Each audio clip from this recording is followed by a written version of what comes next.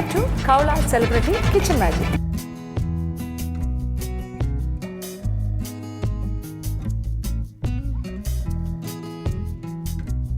Khoula celebrity kitchen മാജിക്കിൻ്റെ മറ്റൊരു റൗണ്ടിലേക്ക് സ്വാഗതം.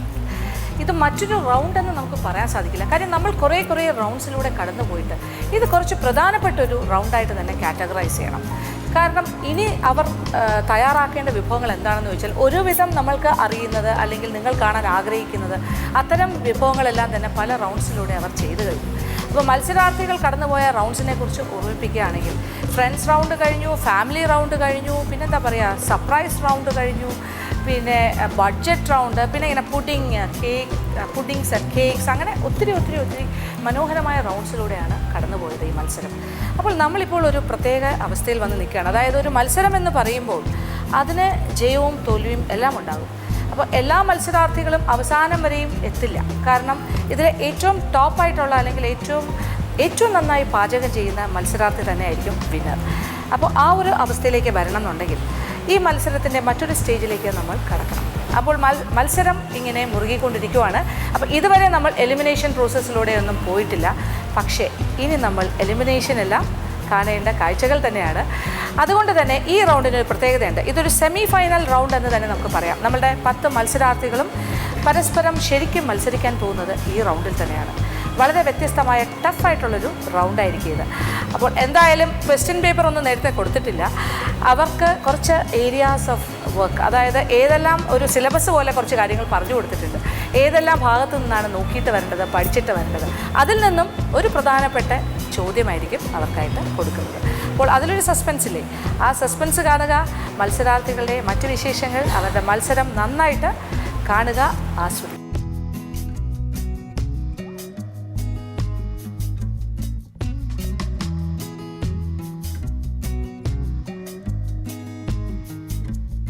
Welcome back to Kaula celebrity kitchen magic. ഇത് വളരെ ഇമ്പോർട്ടൻറ്റ് റൗണ്ട് അല്ലേ കൃഷ്ണ? സെമി ഫൈനൽസ് അല്ലേ ചേച്ചി? ഇതുവരെയുള്ള റൗണ്ട് പോലെ അല്ല. നിങ്ങളുടെ കൂട്ടത്തിൽ ശരിക്കും ഇതുവരെ നിങ്ങൾക്ക് ആരെയും തന്നെ എലിമിനേറ്റ് ചെയ്തിട്ടില്ല എന്നുള്ളതാണ് സത്യാവസ്ഥ. വേറെ പല കാരണങ്ങൾ കൊണ്ട് ആൾക്കാർ ഇതിൽ നിന്നും പുറത്തു പോയെങ്കിലും എലിമിനേഷൻ ആൻസേഴ്സ് നിങ്ങളുടെ ഈ എന്താ പറയുക കുക്കിംഗ് സ്കിൽസിൻ്റെ ബേസിസിൽ നമ്മൾ ചെയ്തിട്ടില്ല. നിങ്ങളെല്ലാവരെയും സെലിബ്രിറ്റീസ് എന്നുള്ള നിലയ്ക്ക് തന്നെ ഞങ്ങളിങ്ങനെ മുന്നോട്ട് അല്ലേ കൊണ്ടുപോയിക്കൊണ്ടിരിക്കുകയാണ്. ആരെയും ഹേർട്ട് ചെയ്യേണ്ട, ആരുടെ ഈഗോയും ടച്ച് ചെയ്യേണ്ട എന്നുള്ളൊരു ആഗ്രഹം കൊണ്ട്. പക്ഷേ അൾട്ടിമേറ്റ്ലി ഇതൊരു മത്സരമാണ് എന്ത് പറഞ്ഞാലും. അപ്പോൾ കണ്ടുകൊണ്ടിരിക്കുന്ന പ്രേക്ഷകർക്കും അറിയാനൊരു ആകാംക്ഷ ഉണ്ടാവും അല്ലേ, ഇതിൽ ആർക്കായിരിക്കും ഫസ്റ്റ്, സെക്കൻഡ്, തേർഡ്, ആരൊക്കെയായിരിക്കും ഫൈനൽസിലേക്ക് വരിക, അങ്ങനെയൊക്കെയുള്ള കുറേ കാര്യങ്ങൾ. അപ്പോൾ എന്തായാലും കോമ്പറ്റീഷൻ, അപ്പോൾ കോമ്പറ്റീഷൻ്റെ ഒരു സ്പിരിറ്റ് എപ്പോഴും ഉണ്ടാകണം അവസാന സ്റ്റേജിലെങ്കിലും. ഇതുവരെയുള്ള കാര്യങ്ങളെല്ലാം ഇവാലുവേറ്റ് ചെയ്ത് കഴിഞ്ഞിട്ട് അതിൻ്റെ കൂടെ ഇന്നത്തെ റൗണ്ടിൻ്റെ മാർക്കും വളരെ പ്രധാനമാണ്. അതുകൊണ്ട് നമുക്കിത് സെമി ഫൈനൽ തന്നെ കാറ്റഗറൈസ്. സാധാരണഗതിയിൽ സെമി ഫൈനൽ എന്ന് പറഞ്ഞാൽ ഒരു സെലക്ഷൻ കഴിഞ്ഞിട്ടാണ് സെമി ഫൈനലിലേക്ക് വരുന്നത്. പക്ഷേ ഇതിപ്പോൾ എല്ലാ കണ്ടസ്റ്റൻസും സെമി ഫൈനലിലേക്ക് കയറി കഴിഞ്ഞു. ഇതിൽ നിന്നും ഡയറക്റ്റ് ഫൈനൽസിലേക്കുള്ള യാത്രയാണ്. പിക്ക് ചെയ്യുമായിരിക്കും, എന്നിട്ട് ഇതിന് ശരിക്കും കറക്റ്റായിട്ടുള്ള കുറച്ച് ആൾക്കാരെ എടുത്തിട്ട് ഫൈനൽസിലേക്ക് കൊണ്ടുപോകും. ബാക്കി ആൾക്കാർ ഇതിൽ നിന്നും പിൻവാങ്ങും. അങ്ങനെയാണ് നമ്മളുടെ ജീവിതം. ഒരു എന്താ പറയുക, മിസ് വേൾഡിൻ്റെയൊക്കെ സെലക്ഷൻ പോലെയാണ്, മിസ് യൂണിവേഴ്സ് ഒരു ബ്യൂട്ടി കോൺടെസ്റ്റിനൊക്കെ അങ്ങനെയല്ലേ സാധാരണ. ആരൊക്കെയാണ് ഫൈനലിസ്റ്റുകൾ, സെമി ഫൈനലിസ്റ്റ് എന്ന് വിളിക്കുമ്പോൾ ഇങ്ങോട്ട് വരുമ്പോൾ ഒരു എക്സ്പ്രഷനിലൊക്കെ വരില്ലേ. അപ്പോൾ നിങ്ങൾക്ക് പറ്റിയ ആ ഒരു രീതിയിൽ തന്നെയാണ് നമ്മളിവിടെ ഫൈനലിസ്റ്റുകളെ സെലക്ട് ചെയ്യാൻ തീരുമാനിച്ചത്. അപ്പോൾ എലിമിനേഷൻ എന്നല്ല അതിന് പറയുക, സെലക്ഷൻ റൗണ്ടായിട്ട് തന്നെ നമുക്ക് കണക്കാക്കാം. ഇതിൽ നിന്നും എലിജിബിൾ ആയിട്ടുള്ള അല്ലെങ്കിൽ യോഗ്യതയുള്ള അർഹരായ കുറച്ച് ആൾക്കാർ ഫൈനൽസിലേക്ക് കയറും. ഓക്കെ, ഇനി ഈ റൗണ്ട് എന്താണെന്ന് അറിയണ്ടേ?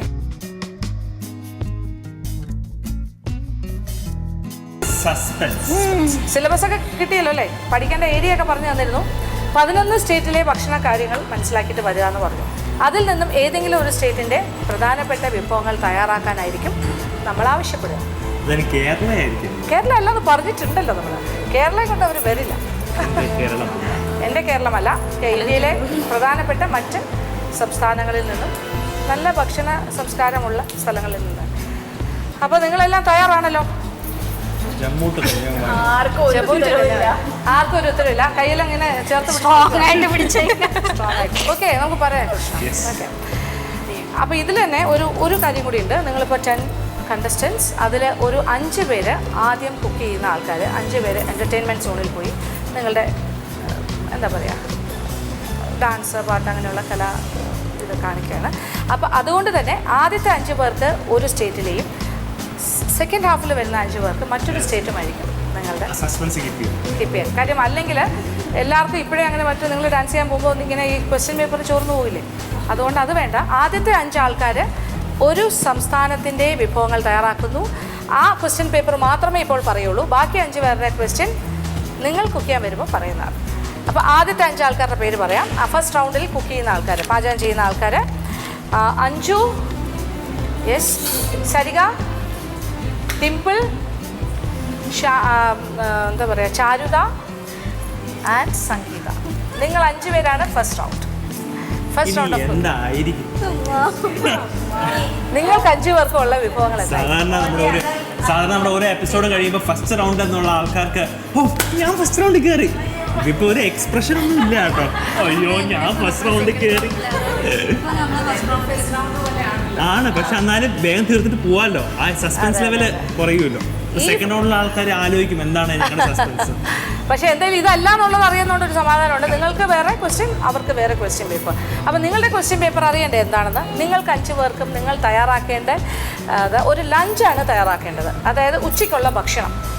ഇപ്പോൾ കേരളത്തിലെ ഒരു വീട്ടിലൊരു അതിഥി വന്നാൽ എങ്ങനെയാണ് നിങ്ങൾ ലഞ്ച് കൊടുക്കുന്നത്, നിങ്ങൾ തന്നെ തയ്യാറാക്കി കാണിച്ചു കഴിഞ്ഞു. അതുപോലെ നിങ്ങളുടെ വീട്ടിലേക്ക് മറ്റൊരു സംസ്ഥാനത്തിൽ നിന്നും 2 വ്യക്തികൾ വരികയാണ് നിങ്ങളുടെ ഗസ്റ്റായിട്ട്. ആ 2 വ്യക്തികൾ ഞങ്ങൾ രണ്ടും തന്നെ.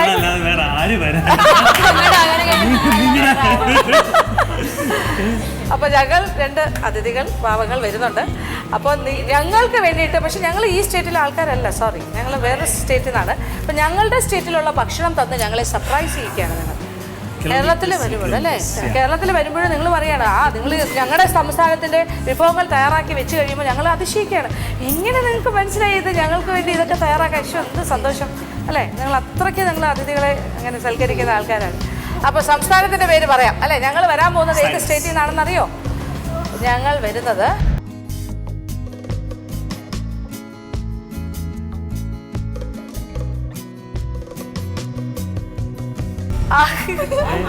State of Andhra.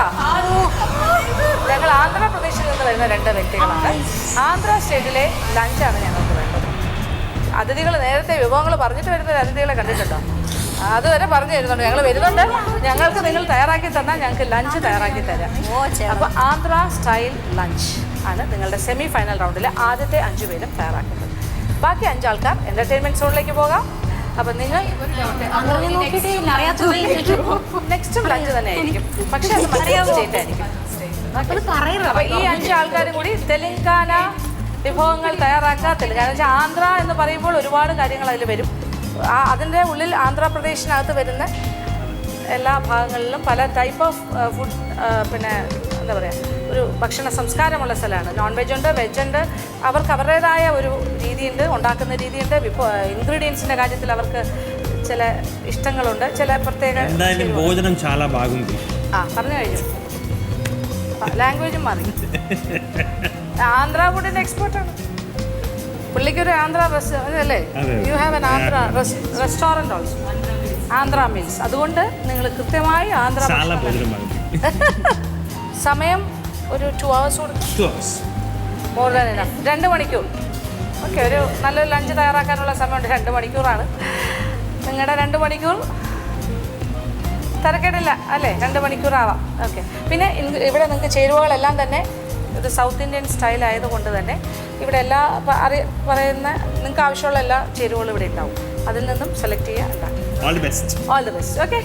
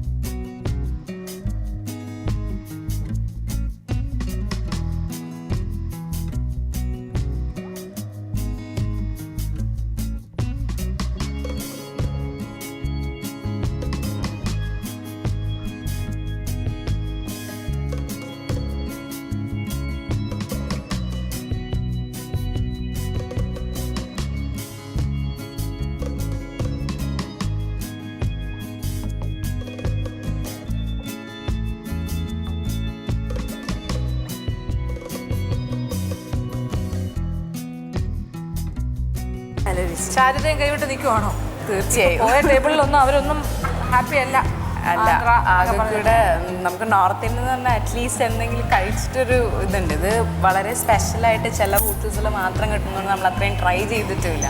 അപ്പം അതിൻ്റേതായൊരു പ്രശ്നമുണ്ട്. പക്ഷേ നിങ്ങളോടൊക്കെ പറഞ്ഞിരുന്നു ഞാൻ, സൗത്ത് ഇന്ത്യയും നോർത്ത് ഇന്ത്യയിലെയും പല പല സ്റ്റേറ്റുകളുണ്ട്. അതിൽ ഇമ്പോർട്ടൻറ്റ് സ്റ്റേറ്റ്സ് എന്ന് പറയുമ്പോൾ കർണാടക, ആന്ധ്ര, കേരളം വിട്ടിട്ടുള്ള മഹാരാഷ്ട്ര ഇങ്ങനെ നോക്കണം എന്ന് പറഞ്ഞിരുന്നു. അതിപ്പോൾ ആരും തന്നെ ഹോംവർക്ക് ചെയ്യാണ്ട് വന്നതുപോലെ ഒരു അവസ്ഥയിലാണ്.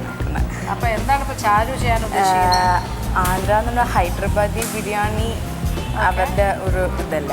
ഒന്നില്ലെങ്കിൽ അത് ചെയ്യണം, ഇല്ലാന്ന് വെച്ചാൽ അവർ വൈറ്റ് റൈസാണ്, പിന്നെ സാമ്പാർ സാദമൊക്കെ കഴിക്കുന്നതായിട്ട് കേട്ടിട്ടുണ്ട്. പിന്നെ ആകെ കൂടെ എനിക്കൊരു സ്വീറ്റ് മാത്രമാണ് ബിസ്ബിൽ ബാലുഷാഹി എന്ന് പറഞ്ഞിട്ടൊരു സ്വീറ്റ് ഞാൻ കഴിച്ചിട്ടുണ്ട്. അതെനിക്കറിയാം, അത് കണ്ടിട്ടുണ്ട്, കഴിച്ചിട്ടുണ്ട്. അതിൻ്റെ ഒരു ഇത് അപ്പം അതെന്തായാലും ഉണ്ടാക്കാനായിട്ട് നോക്കുന്നുണ്ട്. അപ്പം ഇനി ബിരിയാണി ഉണ്ടാക്കണോ അതോ മീൽസ് എന്ന് പറയുമ്പോൾ അതിൻ്റെ ഓരോ കൂട്ടും അറിയണ്ടേ, അത് പ്രോപ്പർ അറിയാണ്ട് അതിലും ഭേദം മറ്റതല്ലേ എന്നൊരു കൺഫ്യൂഷൻ. ഓക്കെ, ആലോചിച്ച് ചെയ്യാം. Okay, thanks.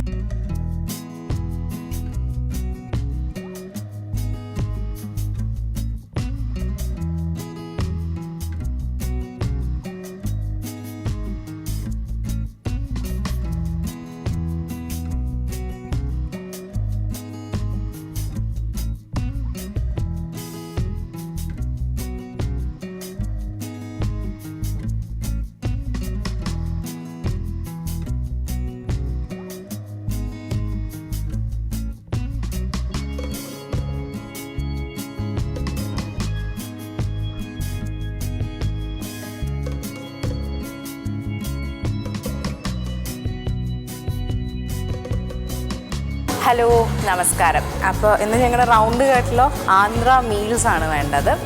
അപ്പോൾ എന്തായാലും വലിയ ഐഡിയ ഇല്ലാണ്ട് നിൽക്കുക എല്ലാവരെയും പോലെ തന്നെ.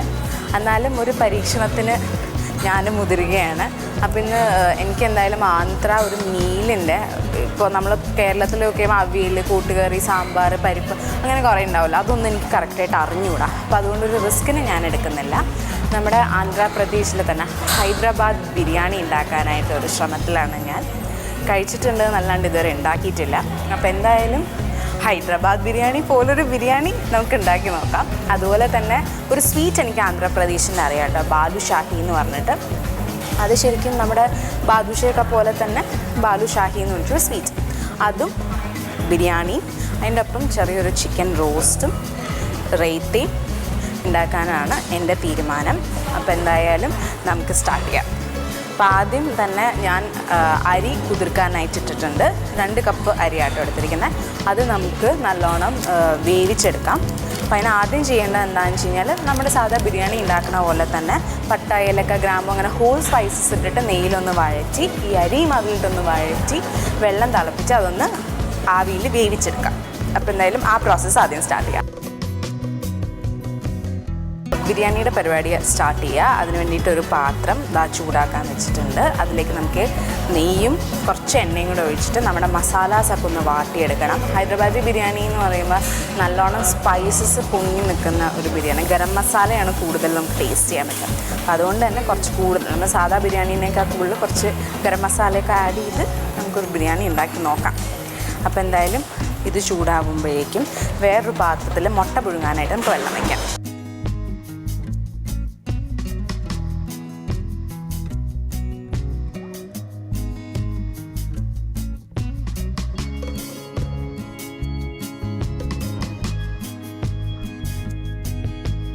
നമ്മുടെ പാത്രം ചൂടായി. അതിലേക്ക് നമുക്ക് കുറച്ച് നെയ്യും അതുപോലെ തന്നെ ഓയിലും ഒഴിക്കാം. ഒരു 2 ടേബിൾ സ്പൂൺ നെയ്യ് ഒഴിക്കാം. ഇതിലേക്ക് 2 ജാതിപത്രി, 4 പട്ട, കുറച്ച് ഗ്രാമ്പൂ, 2-3 ഏലക്ക, തക്കോല, കുറച്ച് ജീരകം കൂടെ ഇടാം കേട്ടോ നമുക്ക്.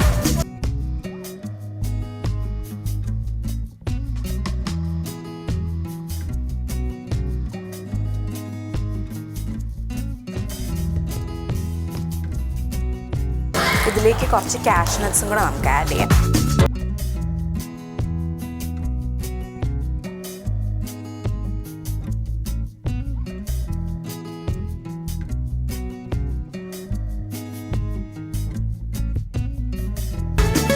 നല്ല മണമൊക്കെ വന്നു തുടങ്ങി. അപ്പം ഇനി ഇതിനകത്തേക്ക് നമ്മൾ നേരത്തെ കുതിർത്ത് വെച്ചിരുന്ന അരി ഇടാൻ പോവാണ്.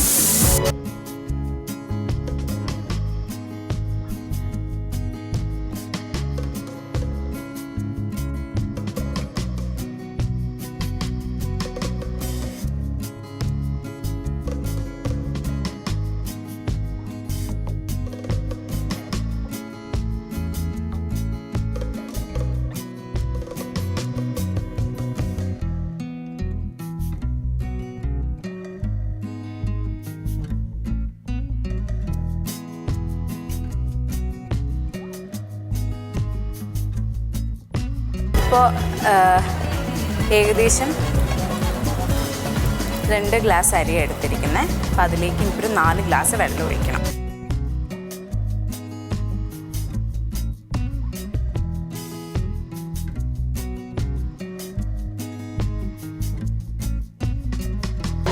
ഇനി ഇതിലേക്ക് ഇത്തിരി ഉപ്പിടാം ആവശ്യത്തിന്. അരി വേവണ സമയം കൊണ്ട് നമുക്ക് ചിക്കൻ ബിരിയാണി ഞാൻ ഉണ്ടാക്കാൻ ഉദ്ദേശിക്കുന്നേക്കണേ. അപ്പോൾ അതിലേക്ക് കുറച്ച് ടൊമാറ്റോ പ്യൂരിയും നമ്മുടെ വലിയ സവാള അരച്ചതും വേണം. അപ്പോൾ അത് രണ്ടും ആ സമയം കൊണ്ട് നമുക്ക് ഉണ്ടാക്കാം. ഇനി അപ്പോൾ സവാളയുടെ പേസ്റ്റ് ഉണ്ടാക്കിയെടുക്കാൻ പോവാം. മിക്സിയിലേക്ക് നമുക്ക് സവാള അരിഞ്ഞ് വെച്ചേക്കുന്നതാണ്.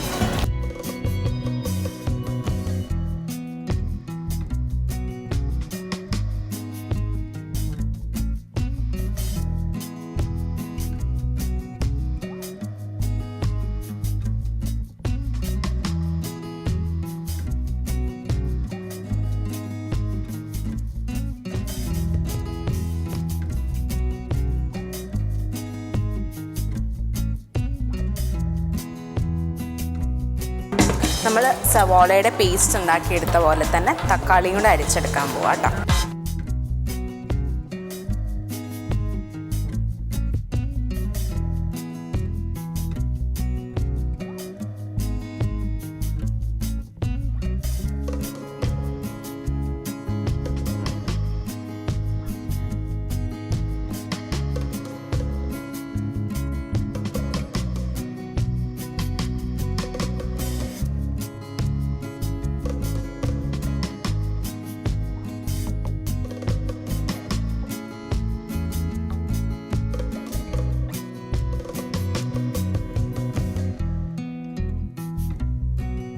ഒരു സേഫ്റ്റിക്ക് ഒരു ഇത്രയും കൂടെ വെള്ളം ഒഴിച്ച് നമുക്ക് തിളപ്പിച്ചിട്ട് മൂടി വയ്ക്കാം. അല്ലെങ്കിൽ അരിയും കാണും വെന്തില്ലെങ്കിലോ.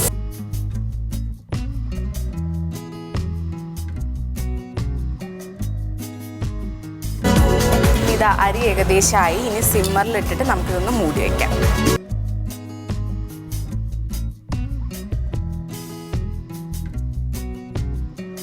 അപ്പോൾ അരി അവിടെ ഇരുന്ന് ആവുന്ന സമയത്ത് ഞാൻ നേരത്തെ പറഞ്ഞില്ല ബാലുഷാഹി എന്നൊരു സ്വീറ്റ് ഉണ്ടാക്കാൻ പോകണം.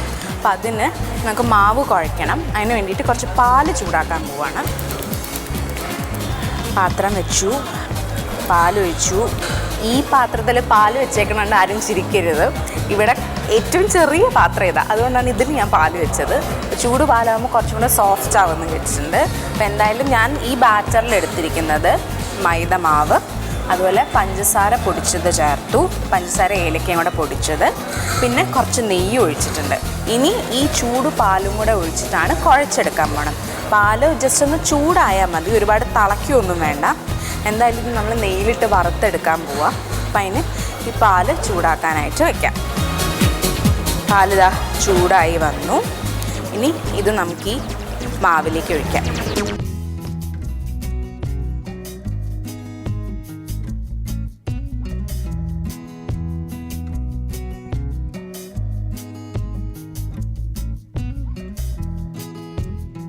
ചപ്പാത്തിക്കൊക്കെ കുഴക്കണ പോലെ തന്നെ നമുക്ക് കുഴച്ചെടുക്കാം.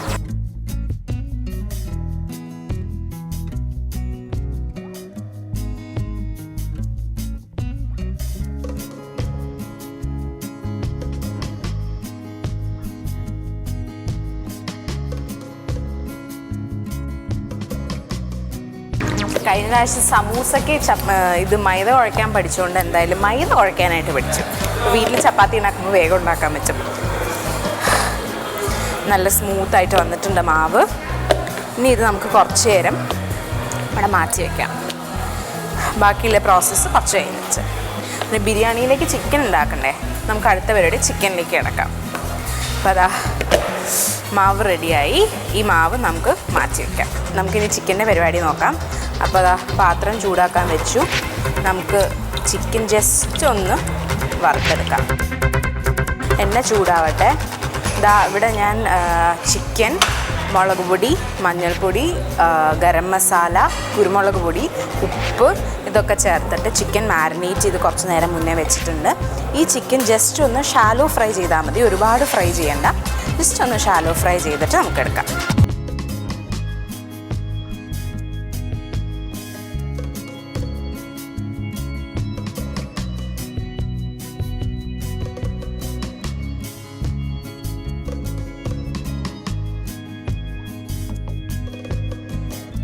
ജസ്റ്റ് ഒന്ന് ഫ്രൈ ചെയ്താൽ മതി. ഞാൻ എണ്ണയിൽ നിന്ന് മാറ്റാണേ.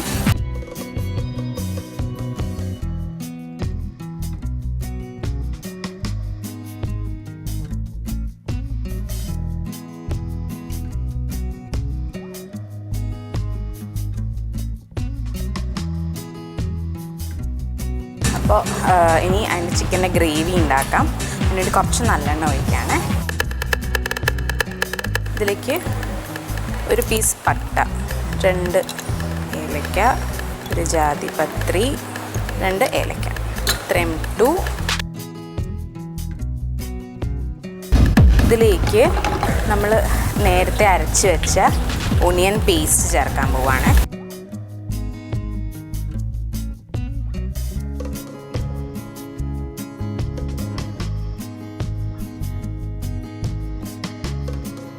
ഇതിലേക്ക് കുറച്ച് ഉപ്പിടുകയാണ്.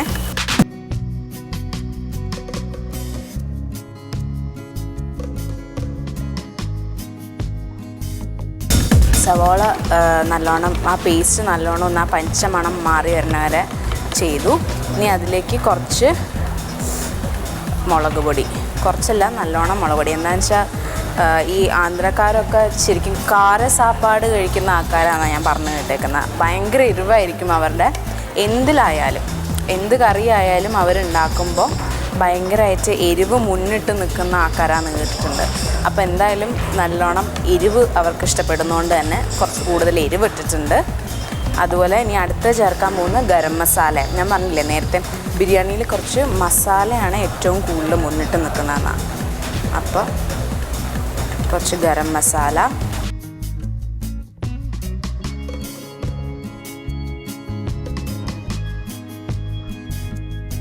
കുറച്ച് മഞ്ഞൾപ്പൊടി ആഡ് ചെയ്തു.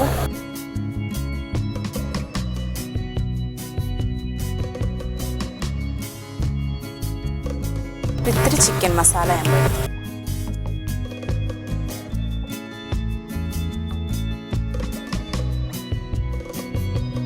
അടുത്തത് ഇതിലേക്ക് ചേർക്കാൻ പോണത് നമ്മുടെ ടൊമാറ്റോ പ്യൂരിയാണ്. അത് നല്ലോണം തക്കാളി അരച്ച് വെച്ചത് അതും ഇതിലേക്ക് ചേർക്കുകയാണ്.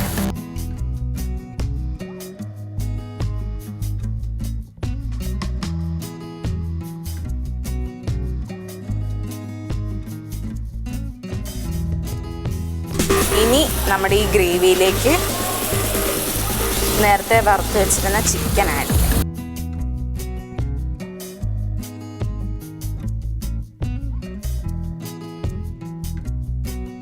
ഇനി ഇതിലേക്ക് ഒരല്പം വെള്ളം ഒഴിച്ചിട്ട് നമുക്ക് വേവിക്കാം, അടച്ചു വെച്ച് വേവിക്കാം.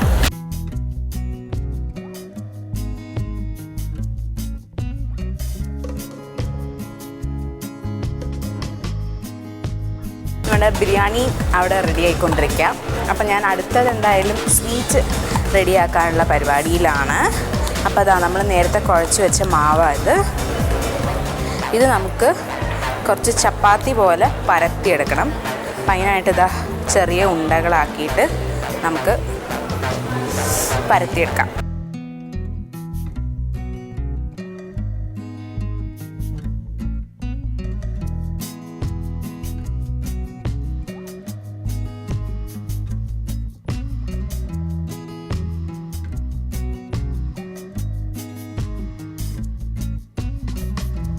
ഇനി നമുക്ക് ഓരോ ഉണ്ടകളാക്കിയിട്ട് പരത്തിയെടുക്കാം.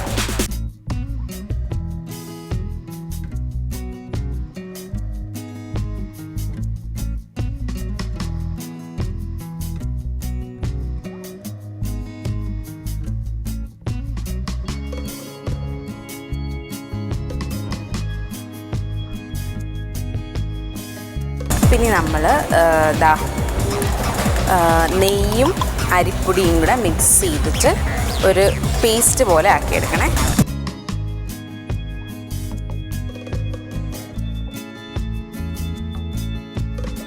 ഈ സ്വീറ്റ് ഡിപ്പ് ചെയ്തിടാൻ വേണ്ടിയിട്ട് ഷുഗർ സിറപ്പ് വേണം. അപ്പോൾ അതിന് നമുക്ക് ആദ്യം ഷുഗർ സിറപ്പ്, നല്ല കട്ടിയുള്ള ഷുഗർ സിറപ്പാണ് വേണ്ടത്. അതുകൊണ്ട് തന്നെ 2 കപ്പ് പഞ്ചസാര ഇടാം.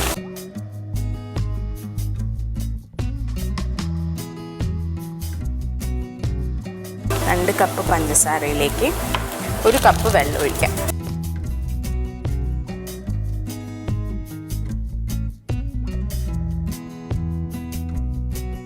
തീ കുറച്ച് വയ്ക്കാം. നല്ല തിക്ക് ഗ്രേവി ആവട്ടെ. ആ സമയം കൊണ്ട് നേരത്തെ ഉണ്ടാക്കി വെച്ച ചപ്പാത്തി പോലത്തെ സാധനമല്ലേ, അതൊന്ന് ജോയിൻ ചെയ്ത് റോൾ ചെയ്ത് മറ്റേ നമ്മുടെ ഉണ്ടാക്കാൻ പോകുന്നതിൻ്റെ പേര് ഞാൻ പറഞ്ഞു, വായി കിട്ടുന്നില്ല, ബാദുഷാഹി. അപ്പോൾ അതിൻ്റെ ബാലുഷാഹി കേട്ടോ, അതിൻ്റെ റോൾ ഉണ്ടാക്കിയെടുക്കാം.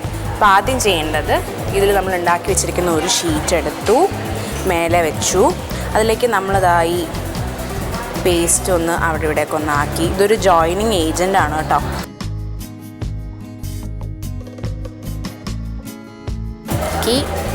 അടുത്ത ഷീറ്റ് എടുത്തു, അതിൻ്റെ മേലെ വെച്ചു. ഇനി ഇതും സെയിം പ്രോസസ്സ് തന്നെ. അടുത്ത ഷീറ്റും ഇതുപോലെ എൻ്റെ മേലേക്ക് വെച്ചു. ഇനി ഇതെന്ത് ചെയ്യണം എന്ന് പറഞ്ഞാൽ റോൾ ചെയ്യണം. റോൾ ചെയ്ത് ഇതിൻ്റെ ഇടയ്ക്കൊക്കെ ഈ വരമ്പിൽ നമുക്കിതിങ്ങനെ ഒട്ടിക്കാനായിട്ട് ഇതിൻ്റെ മുകളിലേക്ക് വെച്ചു.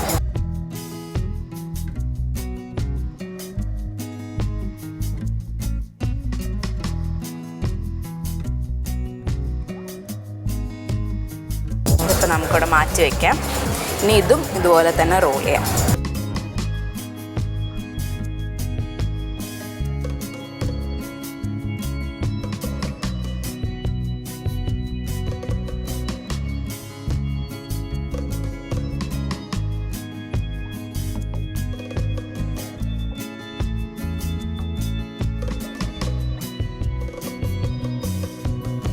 നമ്മുടെ സിറപ്പ് ആയിട്ടില്ല, അപ്പം അതൊന്ന് നല്ലോണം തിക്കായിട്ടാവണം. പഞ്ചസാര അലിയുന്നതേ ഉള്ളൂ.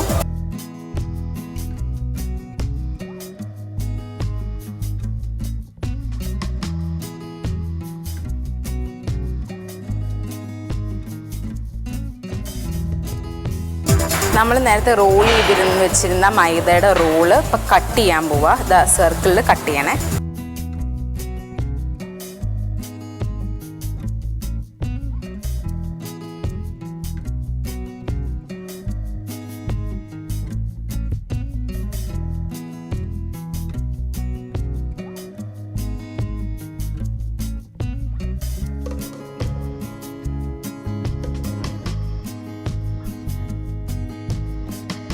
ഇതുപോലെ അടുത്ത റോളും കട്ട് ചെയ്തെടുക്കാം.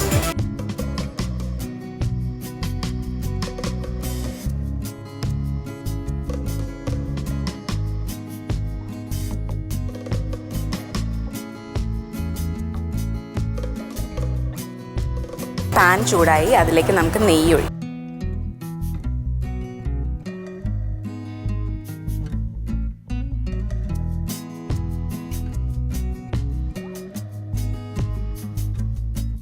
അപ്പോൾ അതാ നമ്മൾ നേരത്തെ കട്ട് ചെയ്ത് ഒന്ന് ജസ്റ്റ് ഒന്ന് പരത്തി വെച്ച് ആ സ്വീറ്റ്, ആ മൈദയുടെ ആ ഒരു ബോൾ പോലെയുള്ള സാധനം ഇതിലിട്ട് വറുത്ത് കോരണം. നെയ്യിൽ വറുത്ത് കോരണം. നെയ്യ് ചൂടാക്കാൻ ഇട്ടിട്ടുണ്ട്.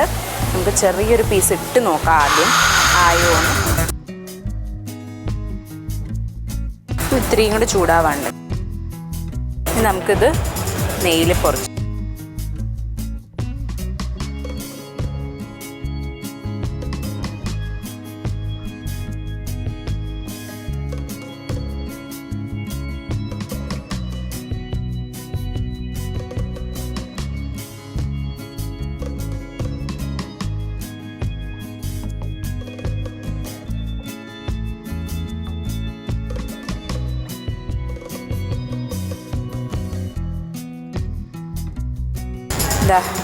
ഇതിനെ ഈ പഞ്ചസാര സിറപ്പിലേക്ക് ഇടാൻ പോവാണ്.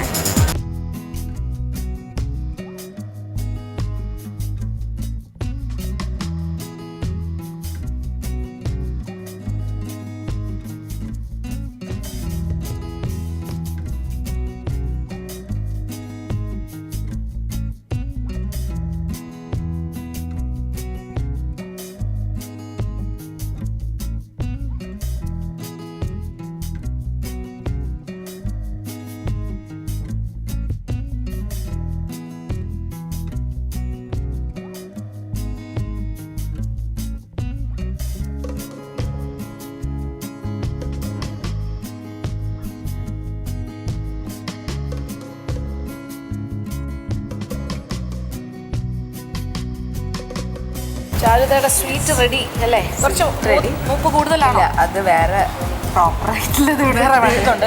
ഇവിടെ എനിക്കത് വറുത്തോണ്ട് ഇരുന്നപ്പോഴേ തോന്നി ഇത്രയും ഫ്രൈ ചെയ്യണമെന്നുള്ള കാര്യം. കളർ ചെയ്തല്ലോ, ഡാർക്ക് ബ്രൗൺ ആവേണ്ട ആവശ്യമില്ല. അപ്പം ഇനി അതിൻ്റെ ഉള്ളിൽ മൈദ വെന്തില്ലെങ്കിലോ എന്നുള്ളത് കൊണ്ടാണ് ഇത്രയും ഫ്ലെയിം കുറച്ച് കൂടുതലായിരുന്നോ? കറക്റ്റായിട്ട് അറിഞ്ഞൂടെ. അതിൻ്റെ കൈ പൊള്ളി. അപ്പം അതിൻ്റെ ഇതാണ് കുറച്ചുകൂടെ പ്രസന്റബിൾ ഉള്ളത് അല്ലേ?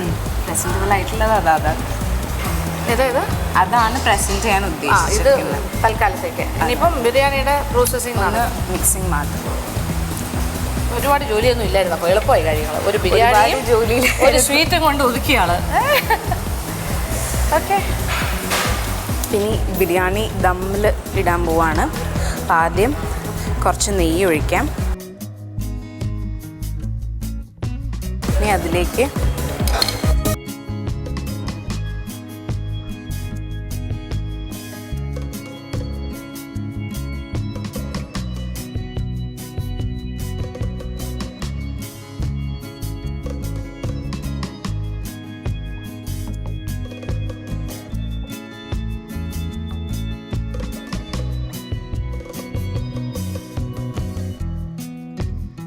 ഒരല്പം ഗരം മസാല ആഡ് ചെയ്യണം.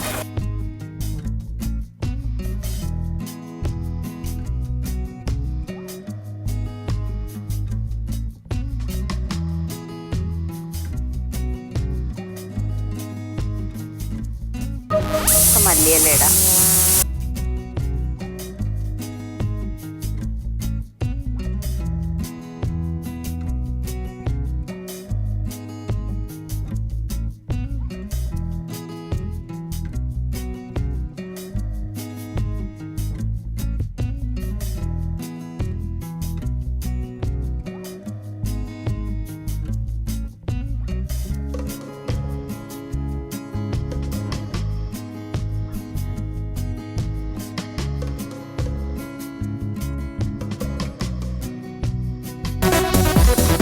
ഇതിലേക്ക് ഓയിൽ ഒഴിച്ചു.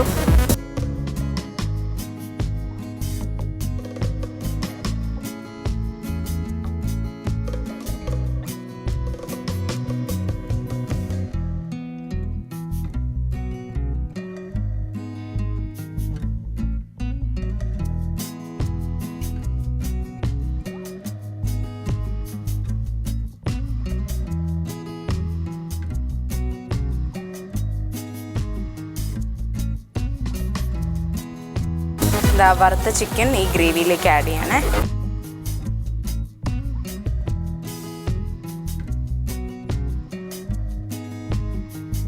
അല്പം ടൊമാറ്റോ സോസും കൂടി ഇതിനകത്തേക്ക് ആഡ് ചെയ്യും.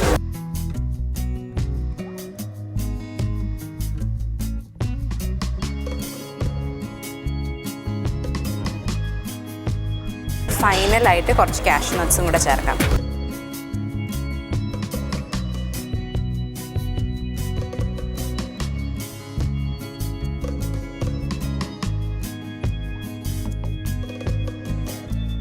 അപ്പോൾ നമ്മുടെ എല്ലാ ഐറ്റവും റെഡിയായി. ബിരിയാണി, ഒരു ചിക്കൻ കറി, സാലഡ്, സ്വീറ്റ്, പിന്നെ ഒരു സംഭാരം എന്ന് പറയുന്ന പോലെ സംഭാരവും റെഡിയായി. അപ്പം ഇത് ഗാർണിഷ് ചെയ്ത് സെർവ് ചെയ്യാം.